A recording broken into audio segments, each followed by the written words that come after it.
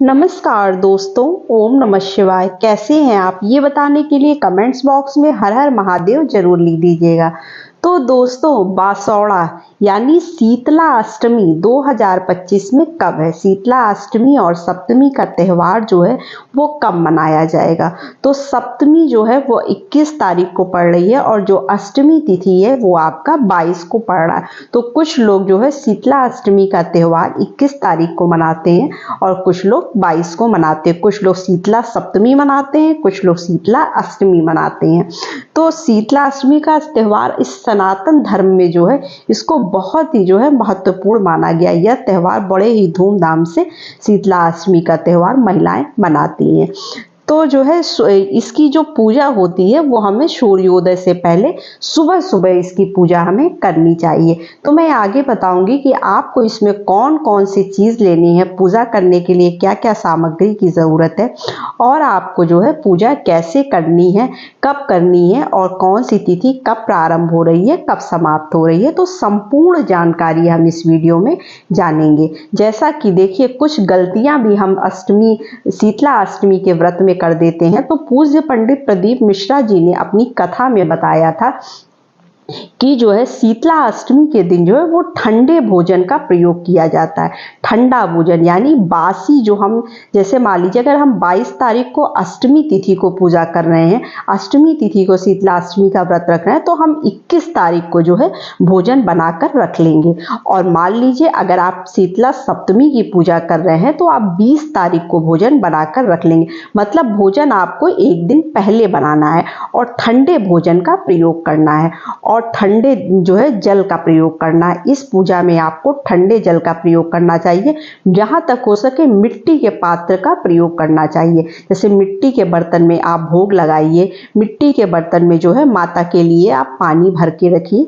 हमें ठंड, इसीलिए शीतला अष्टमी, इसके नाम से जैसा कि आपको प्रतीत हो रहा होगा कि शीतला अष्टमी की पूजा की जाती है।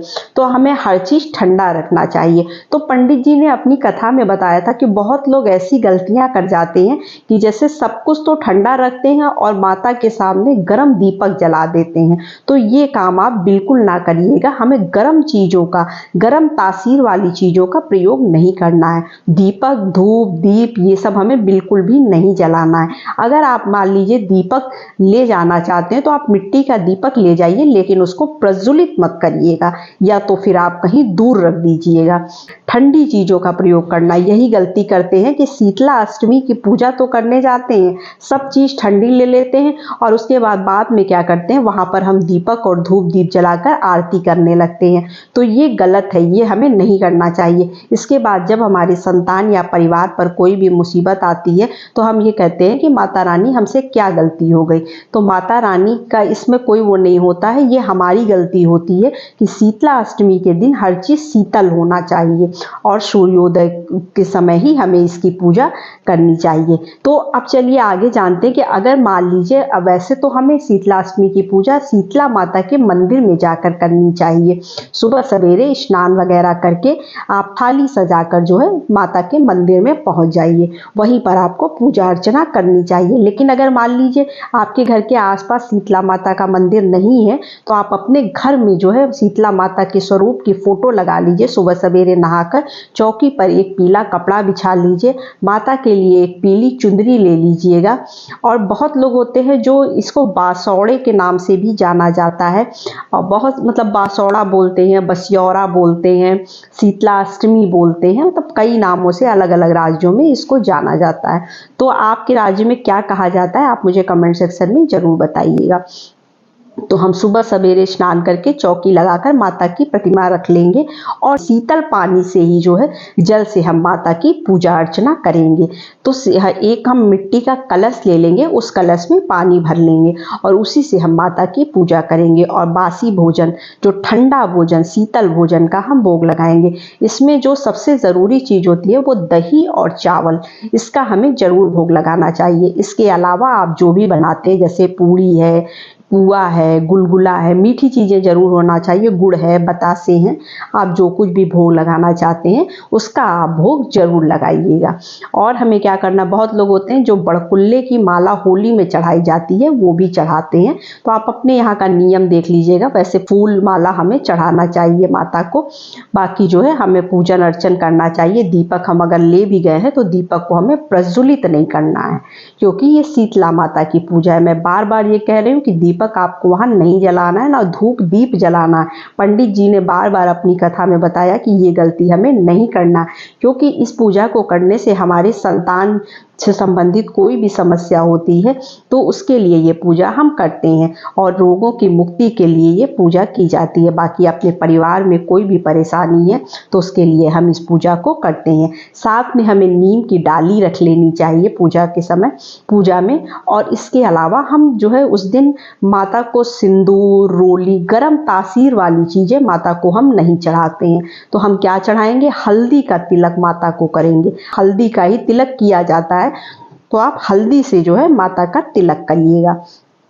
उसके बाद हमें इस तरह से पूजा करनी है, और जो भी आपकी मनोकामना है, जो भी आपकी समस्या है वो माता के सामने हम रखते हैं। उसके बाद आपको इस दिन जो है नीम के वृक्ष की भी पूजा करनी चाहिए। कहते हैं कि इस दिन नीम के वृक्ष की पूजा करनी चाहिए, जरूरी होता है।